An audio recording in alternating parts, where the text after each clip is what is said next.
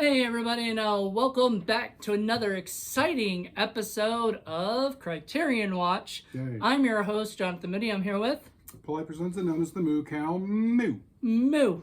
And we have an interesting one. Now, Paul had told me, I think, once that either he had seen this a long time ago or he has never seen this movie, and so he has no idea what I'm picking out right now.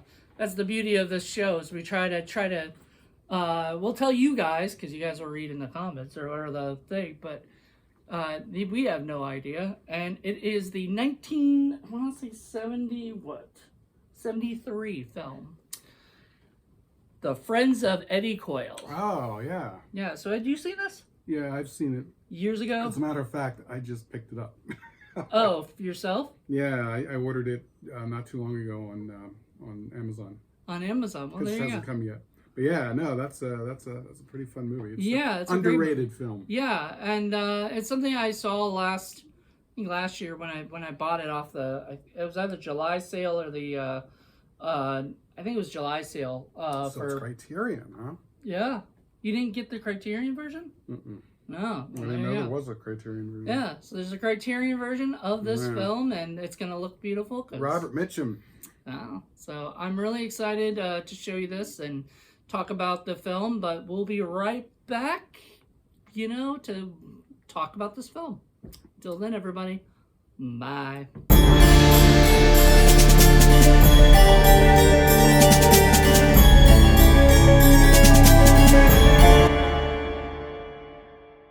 And we are back.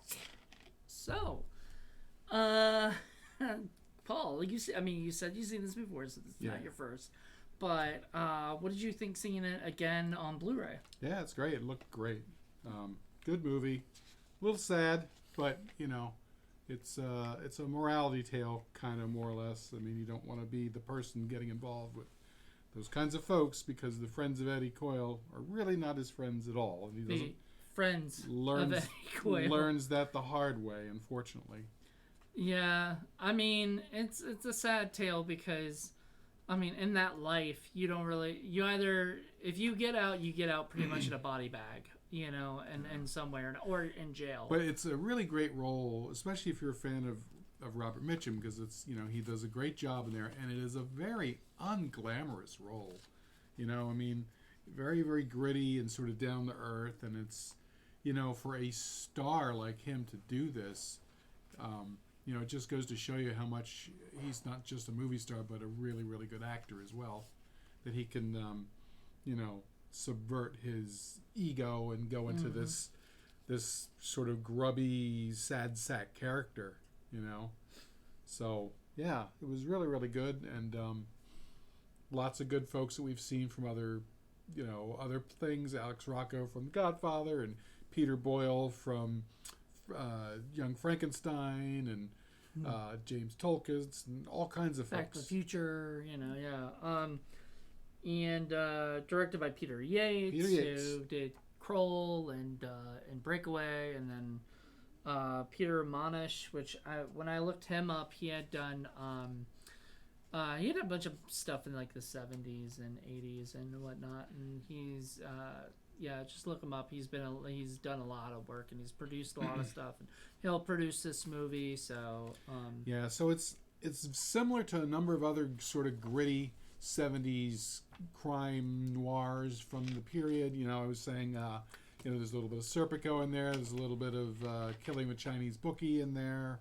A little bit of Prince of the City in there. A little bit of The Killers in there. There was a real nice mix of different other types of similar films that you could see. Yeah, and I had found out that Tarantino was a huge fan of this movie growing up and everything, and Jackie Brown, the character of Jackie Brown and everything, was actually, because the original Jackie was Jackie something else or whatever, like Jackie Kelly or something, or whatever. It had nothing to do with Jackie. It wasn't Jackie Brown, but in Rum Punch, the Elmer Leonard book, which also Elmer Leonard is very talky and very does these good crime thrillers kind of things, and this was very talky, but not as talky as I thought it was going to be, or whatever.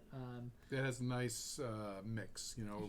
It was, but it had enough tension that it kept you going. And it had enough visuals where everything was beautifully shot. Like every scene was just. It's interesting you say about Jackie Brown, because I always assumed because he was a big '70s fan and he loved Foxy things Brown. like Foxy Brown. Yeah, that's what I figured. No, he actually there's a character named Jackie Brown. I think he was the, if I'm correct, he was the, what is it? Jackie Brown was Stephen Keats, and I think he was the gun guy. Mm. Kind of looked a little weird, and we said we knew him from somewhere, but we couldn't face him. He had like gap teeth and stuff, and that guy was my favorite character, by the way. He was really like good. He really stole the movie at times. Very smart. Very smart criminal, except at the end when he got caught, you know. But like, that's I think the theme of this movie is just don't trust anyone but yourself. You know, if you think you, I mean, I guess you have to, if you're like a gun person, like selling guns, you have to trust people, right? Yeah, pretty much. Anything, some kind of, if you're going to do any kind of crime, somewhere along the lines, you can't do it all by yourself. You have to trust someone. Right. And that's the weak chink in the armor. So yeah, you don't know if that person is working for the feds or is just out for themselves. They're always out for themselves. Yeah. So what do you say? Life is hard, and it's harder if you're stupid. If you're stupid, yeah, life is harder if you're stupid. Which I totally agree with. If he was very smart, I want to point out the cool things he did, which was the smart stuff he did, which was he knew that there was some kind of weird setup with stuff, and he was very paranoid. So and reasonably so. Like he wasn't like crazy paranoid. He was just like, I'm not going, like, the guy was like, drive up this hill. He's like, nope. I'm not going up there. No. With people who have guns and with I have machine money. guns and they know I have money? Yeah, no. I have money, no. So he's like, you go up there. Because at one point he goes, why do I get to go up there? And it's like, because you need the exercise. Because I like the moonlight. I don't care. Just keep going. Right. Just go. I don't want you, I want you to bring these guys down. I thought that was kind of cute. And so he brings the guys down with the guns. They have rifles, and they kind of give the guy the rifles and has the guy put them in the trunk. But not the ammo. But, yep, he says, where's the ammo? And they're like, we couldn't get any. The guy was sick, and he couldn't do it that day or whatever, the ammo guy. But we'll get it to you. And he was like, yeah, well, I'm a nice guy, so I'll give you the full amount. Which I thought was pretty cool. Like, like he was... Because you don't want to burn bridges either. I mean, that's even the thing. It wasn't their fault, but necessarily they do need to give him the ammo. Right. Like, that's what he's paying for. Right. So he doesn't want to, like, get screwed over. And then there's these other two, it's like man and, like, a girl that was, like, a kid. It looked like she was, like... They both looked like kids. They were both young. They want to rob a bank. They want to rob a bank, so they needed machine guns. And... he's once again not very trusting, which he shouldn't be, because he doesn't know if these guys are just like cops pretending to be, I mean, I'm pretty sure the girl's not a cop, but whatever. But they could be working with the cops in some way, or whatever. So he doesn't know, so he has to, he gets the money, like the half up front, because probably because he has to get the guns to begin with. Right. He's got to pay someone. He has to pay someone to get the always guns. Somebody has to get paid. And so he does that, and it's insane. Like, with the stuff, that it actually shows you what criminals did back then and whatnot. And the most duplicitous of all is Peter Boyle, because he's, sort of friends with Robert Mitchum's character, but he's the guy, it turns out, was the one who's doing the setup all along. And he even rats him out to the mob guys and says, "Oh, he's just pretending to be upset about all this," when he really was, and he knew he really was, because he didn't have anything to do with it. Yeah, and then he had to kill him. And then Boyle's been playing the two sides off each other, and he's the one making out, and someone's got to go. And it's going to be Robert Mitchum. Yeah, unfortunately. I mean, I think Eddie knew it.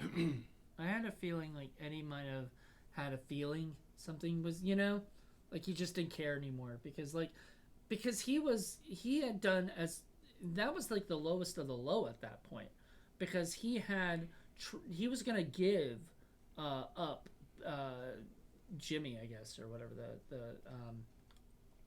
the Scalise and all the guys. Scalise. Yeah, but it was too late. It was too late, and so he knew he had nothing else, right? So he was going back to jail. So when his buddy is like, "Hey, do you want to go to a Bruins game? Just forget this mess." I think he had a feeling like it just, like whatever was going to happen just didn't matter anymore. He was either going to go to jail or he's going to die. Either way. That's how I kind of viewed it. Maybe. I didn't quite see that. I think he was kind of trusting. I think that was the problem, was that he was thinking that he was with his friend, quote unquote, and that was going to be okay, and he allowed himself to get so relaxed that he got himself drunk. And then he got himself killed. Yeah. Maybe. I don't know. Yeah, he was trusting of his friend's nephew, who obviously was in on it or whatever, was helping him out. I mean, all of his friends are not people you really want to be friends with, so yeah. I don't think I'm friends with anybody like that. No, you don't want that. Yeah, those are people. But it was shot in a really, really good way. There was enough tension maintained throughout the whole thing. It kept you interested. You wanted to know what was going on, even if you kind of saw what was going to happen. And as I mentioned before, there were things that were compressed for the sake of the film that, normally would not have happened. Generally bank robbers would not knock off that many banks so close to each other and in such a short period of time, because, the banks aren't stupid and the cops aren't stupid. They're going to start, once you get the money, that's a lot of money. Right. You can just sit on it for a while and just be like, we got away. All right. Let's just keep it on the down low. Because everybody else is being very, very careful about everything. So you would think that they would also be careful about that. I don't know why Scalise was not. He seemed like he knew what the fuck he was doing.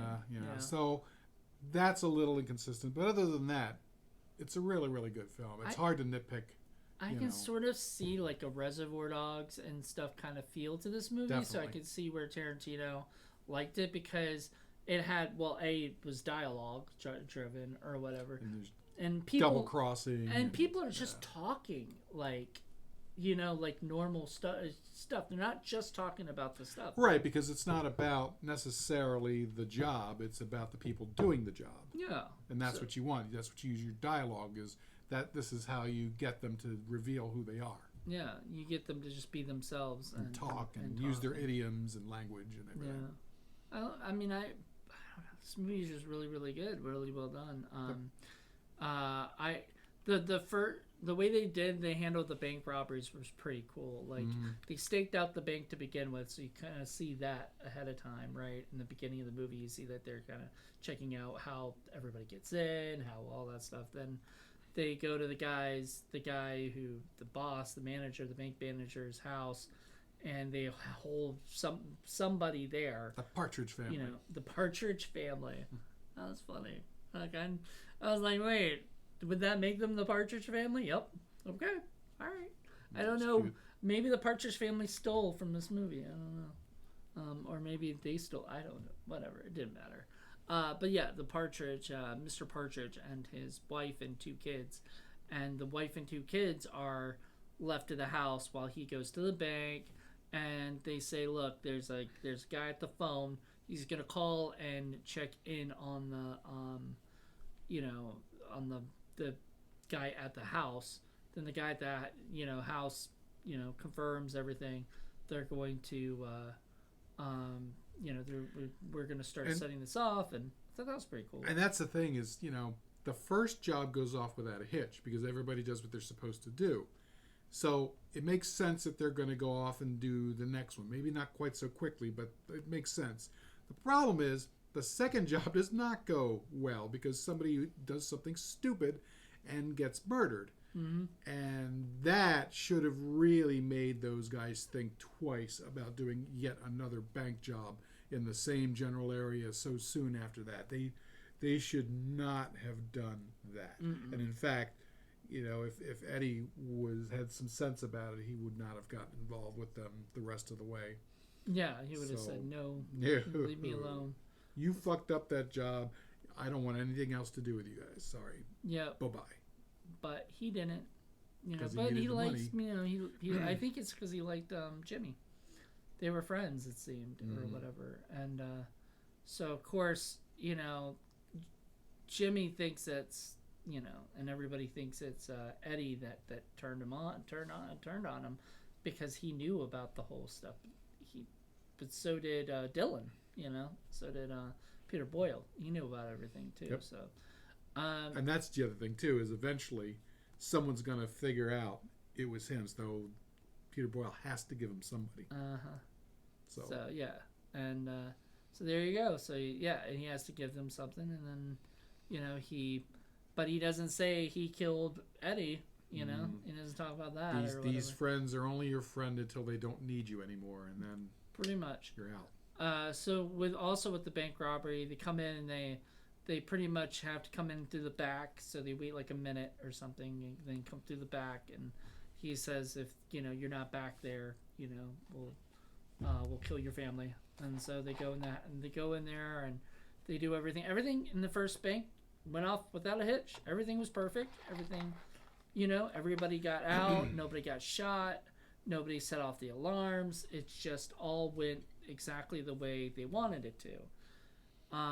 Second time, a guy got a little itchy and decided to push the alarm. Which is the other thing. If it had been me, if I had been the bank manager, I probably would have known that guy, if anyone was going to do it, and I would have told him, don't sit next to that desk. Yeah. Get away from that desk. Because he would have known that's the desk that has the button. Yep. You would have told him, hey, anybody, like he would have said, you would have probably told the people, don't let anybody near that desk, you know, because that's the one where that's... Hell, I'd have told the robbers. That's what I'm saying. Yeah, you would have told the robbers that, because that is the way to stay safe, right? Is make sure nobody sits at that desk. That's where the alarm is. Right. You know, and you do this because, like you said, banks are insured, you know. It's just like in Pulp Fiction, they say, like, you know, restaurants are insured, you know, right? They don't, so people don't give a fuck if you rob a restaurant, you know, or whatever, because, you know, they're gonna be fine. They're gonna be all right, you know, through a robbery. The banks are the same way. Like, banks are, you know, that way. So, a little bit of Dog Day Afternoon in there too. Yeah, a little bit. I was thinking about that too. I saw that for the first time, I think, a couple of years ago, and I really, really liked it. Good movie. Al Pacino was so good. But yeah, this was before Al Pacino's reign of making movies and stuff, and before Robert De Niro. We talked about if anyone were going to play the Robert Mitchum character today, he kind of looked a little like Robert De Niro. So yeah, although he's a little old now. He's a little too old now. Yeah. I think maybe he just wouldn't be able to. I don't know. I mean, Eddie Coyle didn't do much except talk, you know. So I mean, he didn't. It's not like. But he's got to carry the gravitas of being in that life and dealing with these people for 30, 40 years. So yeah, you know. I think if he were to go to jail, like his character Eddie at that age, were to go to jail, he just would have been like, I don't give a fuck anymore. Well, because it's just. And I think that's the problem. You know, we talked about, you know, how would this be remade today? I don't think it should be, and I don't think it could be. And I think probably, knowing Hollywood the way it is, they would probably try to cast some young guy, some young hot-looking guy, hot actor to play that role. When you can't have that, you need to have an older guy who will be able to pull that off, like Robert Mitchum was able to do. Yeah, but. I mean, we do have a lot of really old Al Pacino. You could have a younger guy play the gun guy. That's fine, you know. Oh yeah. No, that would be like a Leonardo DiCaprio type role or something like that, you know, or whatever. Brad Pitt, you know, something like that. But Wahlberg. Like, what? Mark Wahlberg. Or Jake Gyllenhaal, something like that. Those guys would be great as the gun guys or whatever. But then again, Hollywood nowadays don't really like to like show off villains very well, like in a nice light, you know, in a way. Which this wasn't nice, but it wasn't, you know, they treated criminals like real people, right. You know, and everything. And the other thing too is they're not interested because this movie didn't have a big enough thing. It would never made a big giant pile of cash, which is what they're really interested in. The only time this would ever be done is if it were somebody's pet project. If say Tarantino really loved this movie and he decided he wanted to do it. Yeah, it was like, I'm going to do my 11th movie. That's the it's only going to way. be a remake, Yeah. or whatever. This would be probably the movie that Tarantino would want it. But even then, I don't think he'd want to do it. I don't think so. Because I believe he's like a purist and loves the movies. And, because like Jackie Right. Brown was he was the first one to do Jackie Brown. He's going to look at that movie and say it's perfect the way it is. Why would I want to remake it? that? Yeah. So, and it is perfect the way it is. Peter Yates does a fantastic job. There's commentary on there, and I listened to some of it before, after I bought it, and I was like, ooh, he like goes into actual detail of like the filming. So I really want to sit down and listen. It almost feel like a director's master class. Yeah, and I mentioned, I remember reading somewhere along the line that said that one of the guys who was interested, or they were interested in hiring at the time, was Burt Lancaster, who at that time would have been good. And I don't know if you saw Atlantic City, but the characters are similar, except at the time Burt Lancaster was actually older, because that would have been 1980, I think. So I could see him in 72 doing it, but other than that, I can't really see other than Robert Mitchum really. I'm glad they didn't go with like Frank Sinatra or something like that. I'm surprised Frank Sinatra didn't, because that's at the time when he was trying to do all the rough, heavy roles that he was doing. I'm just surprised he wasn't even like in. I mean, I'm sure Peter Yates wanted. They probably didn't have the money for Sinatra. I mean, I don't know. Like, it's funny how studios are, and this was a studio. This is 20th Century Fox. It looked like. So, like, I think it was 20th Century Fox, wasn't it? Something like that. The only other guy that might have Paramount done it that I also think would work would be James Coburn. He would have done a good job too. But other than that, it's perfectly fine the way it is. It's kind of refreshing to see Robert Mitchum doing that, because he's usually not playing a bad person. Oh yeah. So it's kind of against type for him. Yeah, he's good. I don't know.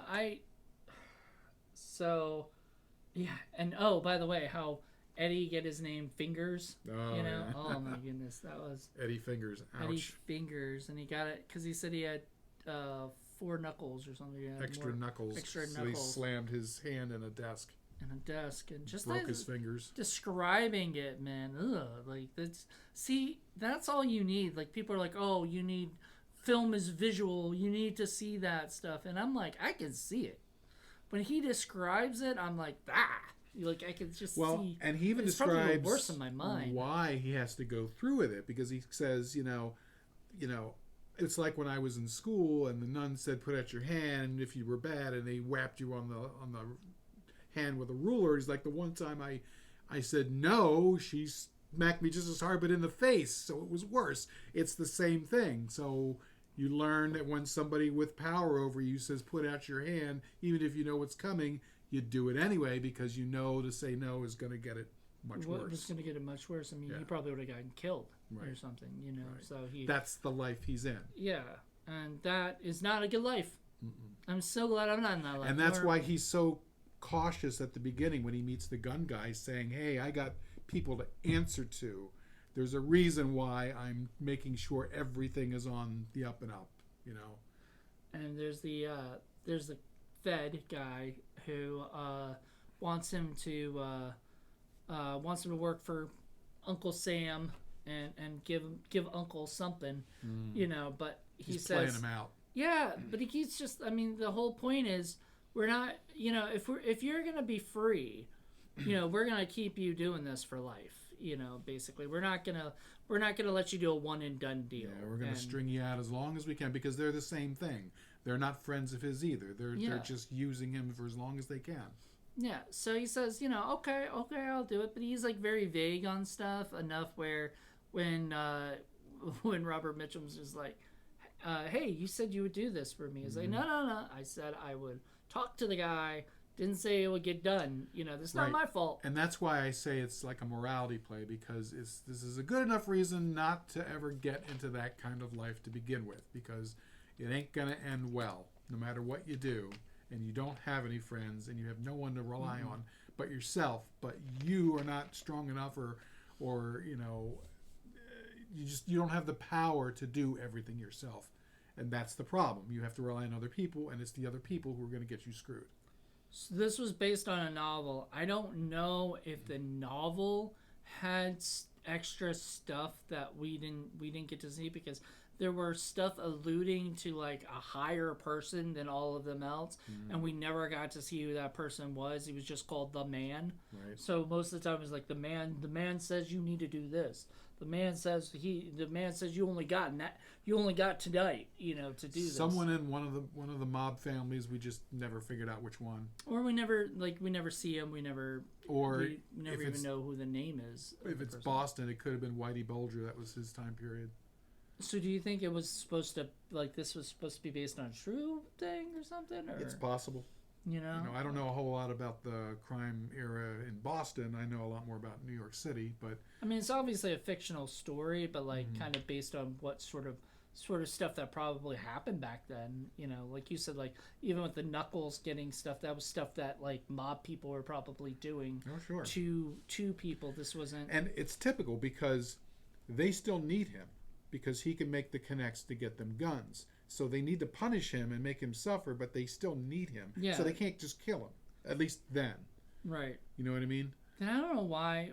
I guess they were just because they thought he was the one who turned everybody in, right, and everything. That the mob boss was just like, just get rid of him. Well, and they trusted him before because he had this sentence over his head that was the whole problem with him, because he didn't rat on them. So they figured he was a good enough or stand up enough guy so they could keep trusting him to do stuff. And it was perfectly fine until Peter Boyle needed to throw them someone else threw those guys under the bus and stuff, and got them, because man, they show up to that house, that third house, man, and they're waiting for the people to come down. They think, oh, it's a whatever, and the guy goes, April Fools. And not only does he do that, but he cuts off the one guy that he could use that might get him in trouble with the mob, and throws them Eddie, and this way they don't try to figure out who else it could be. Yep. So that's it. Yeah, so now with Eddie, after Eddie's gone, pretty much it's all kind of wrapped up, because and the federal guy doesn't know that Peter Boyle's killed him, but it's over now, because now the mob boss doesn't have to worry about Eddie kind of getting involved and maybe talking to the feds. But you don't know that Peter Boyle's the one who actually gives him up until the very end, after spoiler, Robert Mitchum gets killed. Well, and I think we spoiled a lot. He's the star of the movie, so usually you don't see that, especially today. There's always like a happy ending that they throw in there. There's no happy ending in this, and not only that, but it extends the movie just long enough, like 5 minutes, where you understand now why Peter Boyle is doing what it is that he's doing. Yeah. So. Was that the pigeon talking stuff? Yeah. Where he's talking about pigeons shitting on you all the time? Right. I like that, because that was kind of funny, because... and someone from New York needs to make it go away. Right. We got so many fucking pigeons around here that keep shitting on you and keep birthing more pigeons, and... All right, so I get it. It's an ugly, ugly life, and it's worse where you're stupid. But you can only be so smart, Yeah, I mean, that guy got busted. The guy who said he was, smart or whatever. But he knew something wasn't right. Yeah, he could sense it. He could sense it, and he tried to escape, but there's no escaping. And then he got arrested, and there's the guns and everything. Yeah, and that was really it, because he had the machine guns in his trunk because he was meeting them there. That's the only thing I would have said is I would have thought he would have had the guns somewhere else when he met them. Those kids were trying to buy the guns for bank robbery. Because I wouldn't have trusted those damn kids at all. No. They were trying to buy the bank robbery, and he said, and that was, once again, a smart thing, is he notices all the cars in the parking lot, and he's like, something's not right. So the people are like, well, are you going to pop open your junk and give us the stuff now? And that's the thing, is even if he doesn't sense that there's something not right, he should just assume there's nothing right. Yeah. I would have taken the guns and hidden them somewhere. As this way, if it was a bust, he could just say, "Hey, nothing in my car." You know? But wait a minute. How did they get the search warrant, though? They didn't really get a search warrant. They said they got a search warrant because when they arrested him, they said we got a search warrant to search your trunk. Then it was all part of the setup. Then. Yeah, but I don't know who would give them the search warrant because there has to be some kind of proof other than Eddie's word that there's guns in that trunk. There's probable cause because of all the bank robbings that's been going on, and so bank robbers have to be getting the guns from somewhere. So that's enough for a judge to sign off and say, "Hey, we think it's this guy. We're gonna bust him, but we need to look in his trunk." Well, they never really explained that, so I was just like, I was like wondering because I watch a lot of cop shows now and everything, and one of the big things they do try to explain, which I mean, I'm sure you love this, is the fact that you need a search warrant when you're going in there. You need to call up the judge and say, "Can I get a search warrant?" And the cops understand what's going on. They understand every time there's one of these bank robberies or any other kind of thing, they get rid of the guns because they're not idiots. And every time that means they have to keep getting guns coming in. Yeah, that's why Jimmy says to Eddie when he meets the stewardess, which I've told Paul didn't know this, but like nowadays you have to call them flight attendants. Whatever. It's because do you hear anybody say stewardess anymore? I don't fly. So. Yeah, that's right.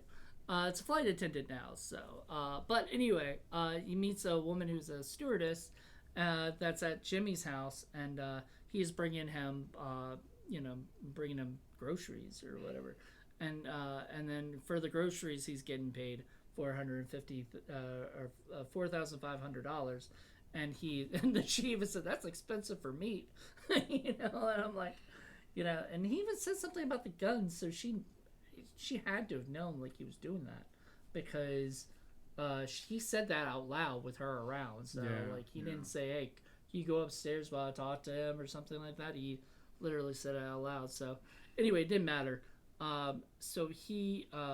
But he did tell her she walks around naked or something or without pants. Panties on, yeah, without pants on or something. Anyway, he goes and buys the guns again or whatever, and so basically Eddie's the middleman. He goes and gets the guns, but he did say he's gonna have to take a while because that guy did get busted. His buddy got busted, so he had to have another connection, right?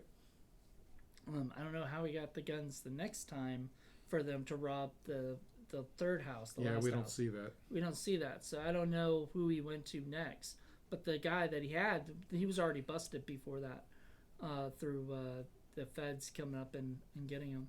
So that was the United States Treasury, which I've never heard anybody in the Treasury movies Department actually say that. And that's even more reason why I would never have shown up with the guns in my trunk, because like he says, you sell machine guns, that's a life sentence. Yeah, you said that. Yeah, he said a life sentence, So I would have been even more cautious about that and said, So wait, selling the guns gets you more time than robbing a bank? Yeah, because you're enabling it. And you're kind of responsible for anything that happens after those guns. So like everybody gets shot with them. I feel like they should be the same. Like that should be the same sentence because the people who buy the guns are putting more people in danger, and the people selling the guns are putting the people who so the same thing. I feel like different laws, and especially back in the 70s, things were a little different too. Yeah, you said 30 years or something. Yeah, bank robbing was a bigger deal in the 60s and 70s. Things changed after that. Now it's a lot more hard. It's harder to rob a bank, but you can still do it, and unfortunately it still gets done, and people still get away, and stuff, and it's sad. I don't like bank robberies because even though they're insured and they don't, they have to just, because that one guy said he's been robbed 4 times in his career of doing that stuff, and I'm like, that just would just not be any fun for me. Like this would just be an unenjoyable job. And the era of really smart, careful bank robbers who are professional and who can plan that thing like, I'm a professional fucking thief. Yeah, those days are pretty much gone. Now, any day, the only ones who do it are, like tweaked out drug dealers and people like that, and somebody's going to get killed. So it's just not a good situation. Yeah, it never goes well. So just don't rob any banks, people. That's our moral of our story. Just don't rob banks. Don't do any criminal activity, because eventually you'll get caught or you'll die. Yeah. And just it's get not a job. it's There's not plenty a of fun, jobs. There's plenty of gig work out there. Just do different stuff. Hey, you could work at home. It doesn't matter. Right. We live in a great time now. You don't need to get all the money right now. Yeah. Just work at it. Just work your way up, man. Yeah. Don't do crime. Don't do crime. Do we learn anything from Indie Film Cafe? It's don't do crime. Watch the movie. We're not kidding. This movie, it's grim. It is not a very happy-go-lucky. Because you feel bad for him. He makes him he was a sad sack. You can't help but feel some sympathy for him. Yeah. Especially because he's getting older and he doesn't want to be doing this anymore. He's got a wife and kids, and he just wants to go off in Florida. You never and see retire. the kids, but you see the wife. Yeah. Well, you do. Remember, they come running out and go to the bus. Oh, yeah, that's right. That is right. And then he's talking about how weird it was. Something apparently weird there. The kids were. Because the kids probably aren't dumb. They know he's doing something shady. It's a shady guy. Maybe because he said maybe the kids laugh at them at school because they know that their dad's up to no good. Well, I'm sure they read the newspapers. I'm sure there's something about his dad being, right. Well, not the kids necessarily, but the parents, and the parents probably tell the kids don't trust that family because. And the wife knows, but she's smart enough not to bring it up. She's like, oh, I feel like I'm married to the president. Mm-hmm. Call the president, call the Pope, whatever. And she walks upstairs, and I'm like, she knows. Yeah, she knows. She knows what's going on.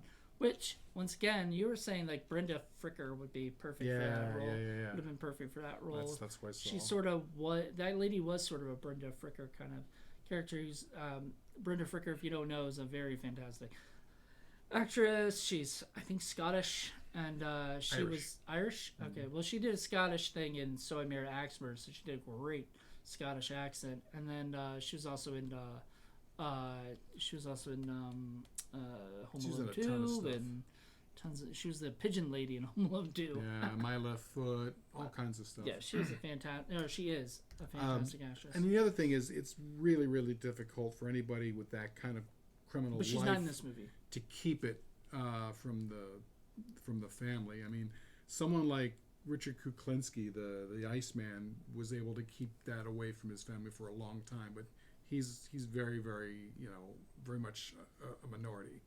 Very rare for that to happen. But even they kind of knew something was going on. Mm-hmm. They just didn't know what. So there you go. What else? Is there anything else we need to discuss in this movie? Music was really, really good. Mm-hmm. Cinematography was really, really good. The editing was good. So there were some shots that were just so and with the cinematography and music together, sometimes just A, it was very 70s music. And B, there were some shots where where they go to let the one guy walk, he has to walk 100 mm-hmm. feet and then turn, or whatever, and he'll be free. And so he keeps walking. He's basically walking to the I guess to the ocean or something. The river. And he just keeps walking over there, and it's just a really great shot of him just walking. River. And oh my goodness, it was fantastic. And Peter Yates, he doesn't, because he's a professional, he doesn't have to hit you over the head and say, oh, here's a great shot with Boston, the city skyline in the background. Instead, he shoots it in a way where you can see it, but it's not in your face. It's just kind of off to the right, and your eye is naturally going to follow it. He does that with certain other sets as well, like when they meet at that one old paper mill, and it's you love that, full of machinery. You're and all that. Man, I want to find a place like that. Right. But instead of hitting you over the head with it, you're just seeing it in such a way that you're only seeing glimpses of it, and your eyes looking all around like, oh, this is really, really cool. And he lets you explore that on your own, which is cool. I know, and it goes with the scene, because it isn't like he just puts that in there or whatever. there's there's the part where he what is it? Where they're at the paper mill or whatever, but the two cars are like parked right next to each other, and the guy gets out and starts talking to him or whatever about what's going on, and I mean, this is some shady shit, you can tell. Yeah, there's one where he meets the one guy where the car is here and he meets over there, and the two guys turn and start talking to each other. Right, you on the camera side are right here, so he's got a handheld, and he's shooting him with this guy and then this guy, and it all was very, very seamless. There was no worry about any focus pulling or anything like that. It all looked really, really good and felt very natural and seemed very, very cool. I quite liked it. It was really well done. So, professionally done. Yeah, it was. Peter Yates is fantastic. I need to watch more movies that he's directed. I don't think I've watched enough. I don't know who. Do we know who the cinematographer was in this? Does it say? Says Victor J. Kemper. Okay, I'll have to look up more of his stuff because did a very, very good job. What I like about Criterion is like this. They get the little booklet, but doesn't just have like essays or stories. It also has the cast and crew listing, and then it goes into They Were Expendable by Kent Jones. That's a essay about the making of it, and then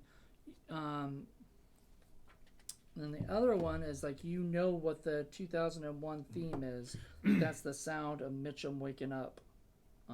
So that's Peter Boyle. It's an interesting little time capsule catching Boston in the early 70s too. I mean, a lot of these other movies that we mentioned that it's very similar to, it's mostly either New York City or LA. It's usually not Boston. So yeah, that also makes it interesting.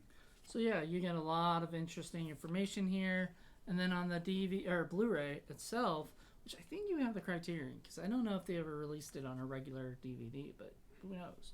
Let me know. You'll have to know when you find it, when you get it. It's got a high definition digital restoration with uncompressed monaural soundtrack, which is fantastic. All of that looked great.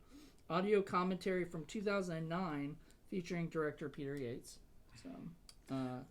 Stills gallery and the booklet. So if you like movies like The Departed, which also kind of takes place, or Southies, or anything like that, or even what was the one we did, The Boondock Saints, where it's kind of set in that sort of blue collar utilitarian crime ridden parts of Boston, you'll be very interesting to see this because it's an early version of that kind of life. It's what it was like in the place. 70s, because like Boondock Saints was like what it was like in the 90s, and then Gone Baby Gone. Gone Baby Gone. Yeah. When was that? Was that the 70s? No. That was like 2010. No. I mean, when was it supposed to take place? Oh, something like that. Late 70s, maybe. Because I know the movie got made because it's Ben Affleck. But yeah, fantastic stuff. And Ben Affleck loves Boston, so he does a lot of these Boston thriller type things and stuff. So, kind of perfect. But yeah, this was just a really well done movie. If you haven't seen it, I suggest getting the Criterion. I mean, you are not going to get a better looking version of this film. It looked beautiful compared to the last time I saw this. So, I don't know if it'll get a 4K release of it. I just don't see that happening unless like everything gets 4K, because it's just not. And they're not going to do that because it's going to be another advance and then another advance and then another advance, and I buy it. Not every single movie is going to get every single advance. Here's what will happen: if it goes on 4K, I'll buy it. Then I'll sell you this one. Okay. And then that's the deal. And then because you're not going to buy the 4K, but you'll buy the Blu-ray. Yes. That's all you got to do is if they do that. But I don't. The only other thing I can imagine is if Criterion doesn't do the 4K and Kino Lorber does the 4K for it, which, like I said, it would be cool to see it on a 4K, but it does it really need it? Probably not. I mean, it's gritty, it's whatever, but it's not. I don't know if it needs to be 4K. I think I want to do a discussion on Blu-ray Hunter eventually of like, why do things not need to be on 4K? Like what movies need to be on. Now, I think every movie should be on Blu-ray at least. You know, if it was a DVD, like just upgrade it to Blu-ray. Why not? You know, but 4K, just I feel like that's just it's a little too much. Every time we get a new advance, something gets left behind. That's always been the problem. You know, tons of great VHS movies that never made it to DVD. A bunch of great DVD movies that never made it to Blu-ray. There's some going to be movies that made it to Blu-ray that never make it to 4K, and etc. Well, that's because back in the day, they stopped making DVDs, but they still make DVDs. And every time that they do that, they have to go back and remaster something at a new technology, and it's not cheap. So that's the problem. Yeah. So is it worth it? And I love. There's a guy on YouTube called Serial Midnight, Heath, and he'll interview the guy who does like Kino Lorber and stuff, and he asks him about the 4K stuff and why some movies aren't on 4K. And the big thing that he discussed in the thing is like, not everything we cannot put everything on 4K because it costs too much, and we need to make sure this is what's going to sell. People think, and even the guy who John Ward interviewed, Cliff, he said a thing is like, if you and I created a company and everything, distribution company, we're a low budget company or whatever, and we wanted to take whatever we wanted, we could do that, right? You know, because that's our little company. But when you're working with a big company that needs to make its money back, therein lies the advantage of being a niche company like that, where you can specialize in problem movies. Is niche companies start niche and then they go out and they kind of expand. That's what happens with a lot of these things, because they need to make more and more money. You know, everything's not cheap these days, and so and then the other thing too, the big difference between Blu-ray and 4K too is you need a 4K TV. You can get a regular TV and still watch a Blu-ray as long as you have a Blu-ray player. Right. But you actually need to also invest in a 4K TV. And I think that's the other big stumbling block for the movies that are going to switch over from the older technology to newer technologies, because people are not... It's one thing to get people to buy a new version of a movie that they love over and over and over again.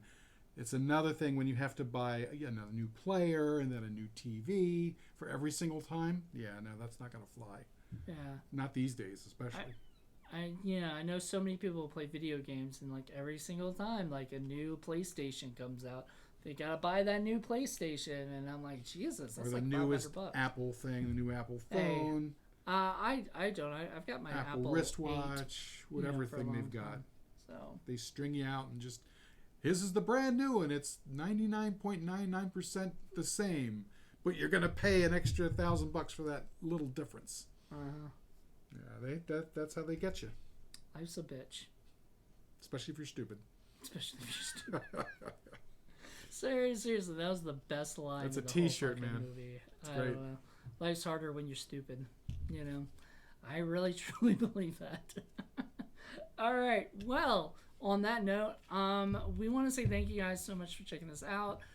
This will be on eventually on Criterion Watch YouTube as well. So we're gonna bring that back, the YouTube channel. So if you like crime movies or neo-noir movies, or especially if you like 70s kinds of movies, definitely check this out. Definitely check this out. July and you're gonna hear that probably every month until July, but like July and November are the big days to buy these. And you know, it is a bit of a guys movie, it is a bunch of white guys, but then that's that world. That's the world that they're in. So you don't really expect. I just noticed it. I was like, I don't see a black guy here. I don't see an Asian person. I don't see any but no diversity. No diversity, but this is a non-diverse world. It's a very small insular world. I mean, the women are like only like just the people who are related to the people who small side characters. Yeah, small side characters. They're barely even like I think was it Coyle's wife and Scolari or whatever his name is. His girlfriend. Scalise. His girlfriend and Eddie Coyle's wife are the only people who get like out of females get the most, like lines. And the would-be bank robber, the one chick, the one who wants to buy the machine guns. Oh yeah. She gets a couple of nice lines, but yeah, that's the world. So, but it's 1973, so it is what it is. Yeah, it didn't bother me just because that was what I'm used to in that time period. So right. I was like, whatever. I mean, you can't look at a movie like Raging Bull and ask where are all the diverse characters. It just didn't exist in that world. You can't take a modern look at things and impose it on a movie that was made back then. You can criticize modern movies, and you should, but it's different for something made back then. Right, and especially if you're doing something now, because a lot more people are doing more diverse stuff now.